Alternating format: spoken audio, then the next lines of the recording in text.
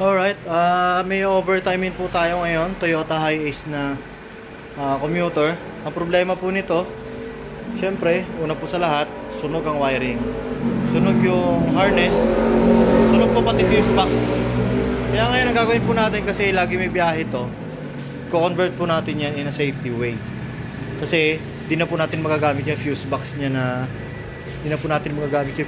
niya na sunog. Papakita ko po sa inyo kung paano siya nasunog. Usually po, ang nangyayari po sa kanya,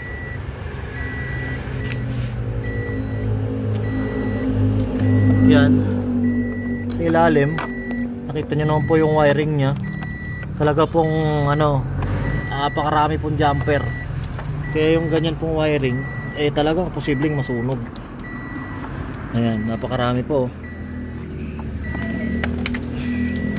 Ito po yung kondisyon ng nya, yung fuse box nya. May patay na pong linya sa fuse box, kaya ang dami pong nawala. Ayan o. Ayan. Ayan o. Yan. Grounded na po yung line na yan. Kaya lahat po nung yung linya na nasunog rito, na nadamay dito sa ignition, sa axe ignition 1, gauge 1 tsaka ignition 1, lahat po yan lalagyan po natin ng supply. Lalagay po tayo ng ignition relay para mas kayanin, then fuse na 20 amperes yung rating.